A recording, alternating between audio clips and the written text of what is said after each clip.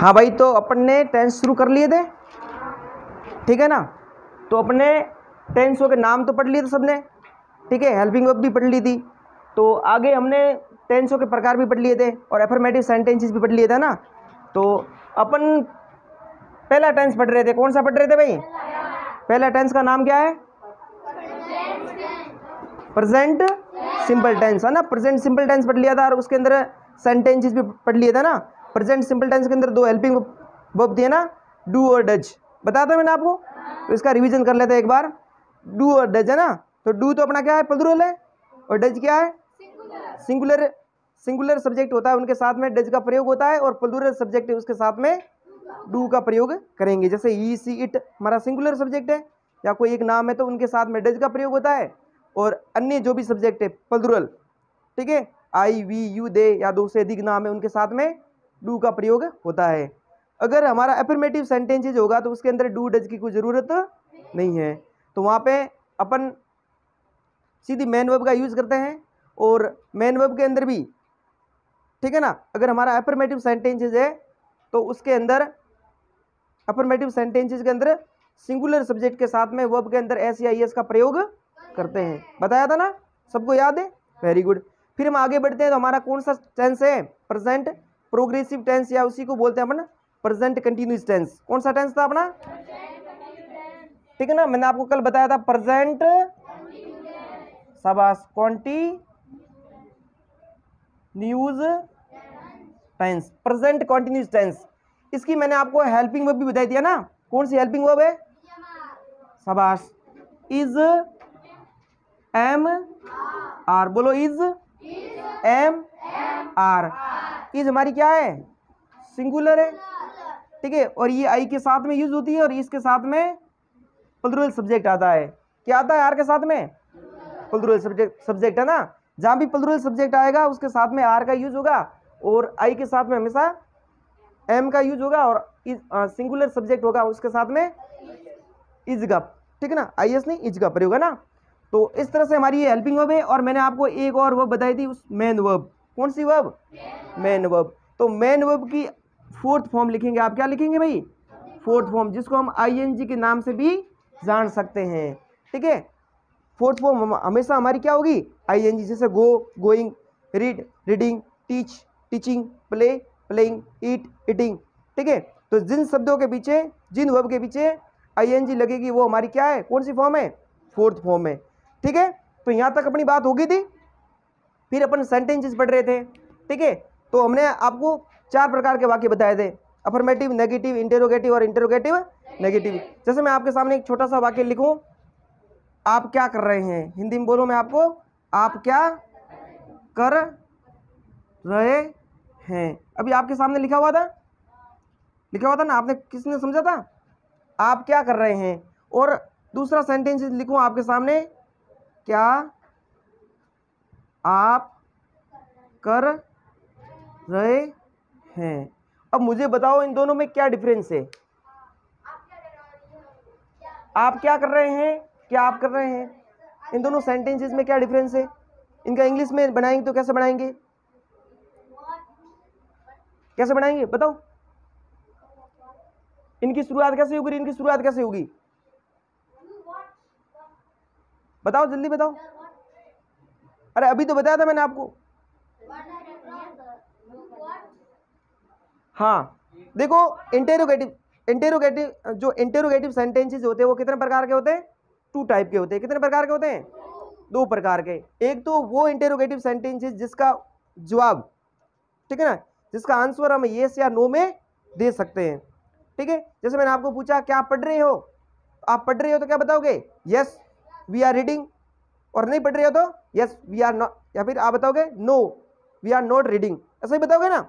हम नहीं पढ़ रहे हैं, या पढ़ रहे हो तो बोलोगे हाँ हम पढ़ रहे हैं। तो जिसका जवाब या यस या नो में दे सकते हैं, तो उसकी जो शुरुआत है उस कैसे होगी? हेल्पिंग वर्ब से होगी। कैसे होगी? ठीक है ना। उसको कैसे पूछेंगे? जैसे व्हाट आर यू, सॉरी, क्या कैसे पूछेंगे? Are you reading. कैसे पूछेंगे भाई? हाँ, आर यू रीडिंग। तो इसके जवाब है वो तो अपन यस या नो में दे सकते हैं। कैसे दे सकते हैं? यस या नो में। अब ये पहले वाला सेंटेंसेस, इसका जवाब अपन येस या नो में नहीं दे सकते। जैसे मैंने आपको पूछा आप क्या कर रहे हो, तो आप क्या बताओगे कि हम पढ़ रहे हैं, हम खेल रहे हैं, हम भाग रहे हैं, हम दौड़ रहे हैं, ऐसे बताओगे ना। जैसे मैंने आपको पूछा भारत का प्रधानमंत्री कौन है, तो आप उसका जवाब दोगे, ठीक है ना। आप उसका ऐसे जवाब नहीं दे सकते कि यस या नो, ठीक है। तो जब आपको WH वाला सवाल पूछा जाएगा तो उसका जवाब दिया जाएगा यस या नो में, उसका जवाब नहीं दे सकते। उसका जो उत्तर होगा, उसका जो जवाब होगा वो देंगे। अब आपको मैं वापस समझा देता हूं इनको। जैसे आप क्या कर रहे हो, आप क्या कर रहे हैं, तो आप बताएंगे क्या कर रहे हैं, आप सभी पढ़ रहे हैं, ऐसे बोलोगे हम पढ़ रहे हैं सभी। तो इसका इंग्लिश में कैसे लिखा जाएगा, इसका इंग्लिश में ट्रांसलेट होगा what are you doing, what are you doing, ठीक है ना। तो मैंने आपको पूछा आप क्या कर रहे हो, तो ऐसे जो प्रश्न होंगे या ऐसे सेंटेंसेस होंगे उसका जवाब है यस या नो में नहीं दे सकते, ठीक है। तो ऐसे शब्दों के आगे, मतलब ऐसे सेंटेंसेस के आगे अपन क्या लगाएंगे, WH वर्ड लगाएंगे। क्या लगाएंगे भाई, WH वर्ड। अब WH वर्ड कौन कौन से मैं आपको लिखा दूं शाबाश। सबसे पहला अपना WH वर्ड है, देखो यहाँ पे लिख देते हैं, यहाँ साइड में लिख देता ना, यहाँ साइड में लिख दो आप, बोलो what, who, which, whose, whom, why, when, where, ठीक है ना। तो इस प्रकार के जो सेंटेंसेस होंगे वो WH से स्टार्ट होने वाले। जैसे व्हाट यानी क्या, हुआ यानी कौन, विच यानी कौन सा, हुज यानी किसका, हुम यानी किनका, वाई यानी क्यों, वह यानी कब, वेयर यानी कहाँ। या फिर मैं और लिख दूँ यहाँ पे, जैसे हाउ यानी कैसे, हाउ मच कितना, ठीक है ना। हाउ मच यानी कितना, हाउ मैनी यानी कितने। तो ये सारे के सारे जो आपके सामने शब्द दिख रहे हैं ये क्या है, WH फैमिली है। क्या है ये भाई, WH फैमिली है ना। व्हाट, हु, विच, हुज, फिर whom, why, when, where, how, how much, how many, ये जितने भी सारे शब्द है वो WH वर्ड है। क्या ये WH वर्ड, इनको इसलिए कहा जाता है क्योंकि WH से शुरू होते हैं, WH से स्टार्टिंग होती है इनकी, है ना। जैसे हु आर यू, आप कौन है, तो आप अपना नाम बताओगे, I am Narendra, I am त्रिपाल सिंह, ऐसा बताओगे। तो इसका जवाब है अपन येस या नो में नहीं दे सकते। जैसे आपको किसी ने पूछ लिया कि हु आर यू, आप कौन हो, तो आप यस बोलोगे या नो बोलोगे, तो आप बोलोगे आई एम फलान सिंह, ठीक है ना। तो आप अपना नाम बताओगे, तो वो अपना नाम बताना होता है, तो वहां पे WH वर्ड का प्रयोग करेंगे, ठीक है। तो आपको समझ में आया, दो प्रकार के सेंटेंसेस होते हैं इंटेरोगेटिव। कितने प्रकार के होते हैं, दो प्रकार के।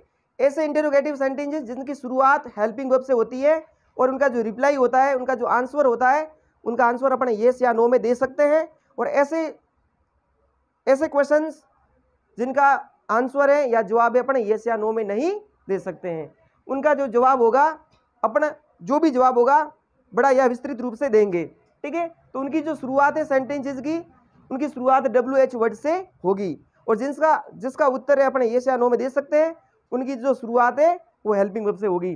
जैसे आप क्या कर रहे हैं, ठीक है, क्या आप कर रहे हैं, तो इन दोनों में डिफरेंस यही है। इसमें तो आपको बताया गया है कि आप क्या काम कर रहे हो, ठीक है ना। और इसमें कोई काम है वो निश्चित है, जैसे आप पढ़ रहे हैं, ठीक है ना, तो उस निश्चित, ठीक है, काम का जवाब देना है।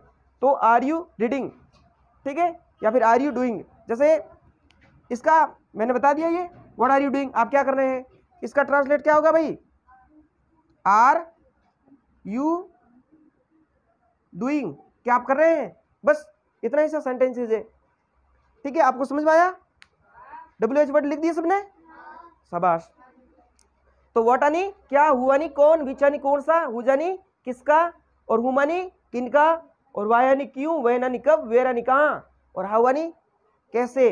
जैसे हाउ आर यू, ठीक है, हाउ मच, हाउ मैनी कितने, ठीक है, how many how many childrens, कितने बच्चे, ठीक है। तो इस प्रकार से ये आपको लिखना है। लिख दिए भाई सबने? चलो तो इनको मिटाएं। हाँ, तो ये हमारा कौन सा टेंस चल रहा है अभी? शाबाश, कंटिन्यूअस टेंस, जिसमें कार्य जारी रहता है, कोई भी काम है वो जारी रहता है। जैसे आप पढ़ रहे हो, मैं पढ़ा रहा हूं, तो कार्य क्या है? स्टार्टिंग है, शुरू है, ठीक है। तो इस टेंस को आपने समझ लिया, आगे की ओर बढ़े। शाबाश, एकदम से अपना बेसिक तैयार हो रहा है। क्या हो रहा है भाई तैयार? एकदम से अपना क्या हो रहा है? बेसिक तैयार हो रहा है, मतलब छोटी छोटी बातें सीख रहे हैं अपन, ठीक है। सिर्फ हिंदी से इंग्लिश में ट्रांसलेट कैसे किया जाता है वो सीख रहे हैं। तो आगे वाला टेंस कौन सा अपना? शाबाश, प्रेजेंट परफेक्ट टेंस, ठीक है। परफेक्ट का मतलब तो आप जानती हो क्या होता है? परफेक्ट टेंस क्या होता है भाई? परफेक्ट का मतलब काम कंप्लीट है ना। कोई कहता नहीं ये तो बंदा परफेक्ट है, मतलब अपने काम में परफेक्ट है, कंप्लीट है ना। तो परफेक्ट का मतलब होता है काम अपना कंप्लीट हो चुका है। जैसे मैंने आपको पढ़ा लिया है, आपने पढ़ लिया है, आपने अपना होमवर्क कर लिया है, तो जहाँ पे काम अपना पूरा हो जाता है वहाँ पे परफेक्ट टेंस का यूज होता है ना। तो अपना काम परफेक्ट के अंदर क्या होता है? अपना काम कंप्लीट हो चुका होता है। और इसके अंदर जो अपनी हेल्पिंग वर्ब यूज होती है वो कौन सी होती है भाई? कौन सी होती है? हैज और शाबाश। और इसमें मेन वर्ब की कौन सी फॉर्म यूज होती है?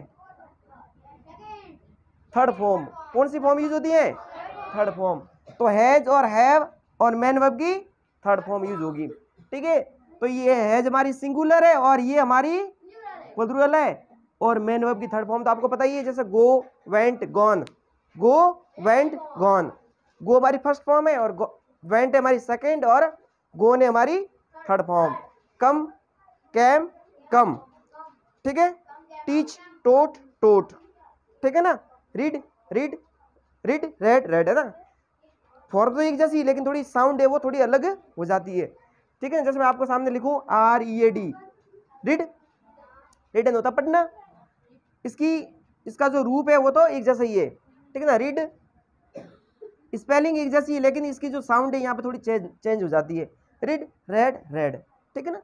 इसको रेड पढ़ते हैं, रेड एंड लाल नहीं है ना, ये इसकी सेकंड फॉर्म है रेड, ठीक है। हाँ, तो आगे हम इसका एक सेंटेंस देखते हैं। देखें भाई, चलो। हाँ, मैंने आपको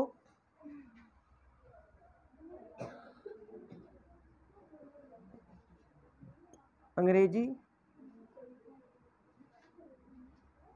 पढ़ा ली है। मैंने आपको अंग्रेजी पढ़ा ली है, ठीक है।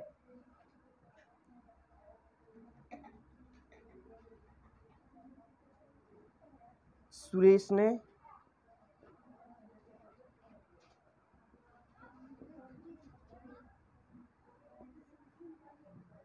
पौधों को पानी दे दिया। ये दो सेंटेंसेस आपके सामने है। मैंने आपको अंग्रेजी पढ़ा ली है और सुरेश पौधों को पानी, सॉरी है ना, सुरेश ने, है ना, इधर ने आएगा, क्या आएगा भाई? ने। सुरेश ने पौधों को पानी दे दिया। मैंने आपको अंग्रेजी पढ़ा ली और सुरेश ने पौधों को पानी दे दिया। तो इसका इंग्लिश में ट्रांसलेशन कैसे होगा? हाँ, पहले आप लिख लो इनको जल्दी, तुरंत।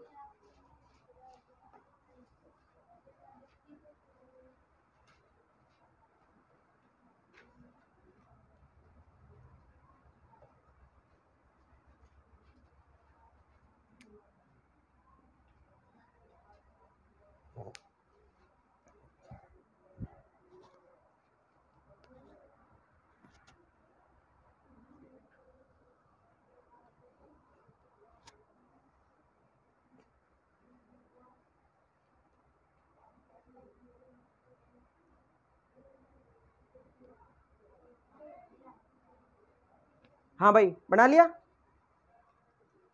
हाँ, इधर देखो, मैंने आपको अंग्रेजी पढ़ा ली है। तो सबसे पहले अपना जो इनका फॉर्मूला है, देखो आप क्या लिखेंगे? सब्जेक्ट और हैज, हैव, प्लस MV3, ठीक है ना, प्लस अपना ऑब्जेक्ट ETC।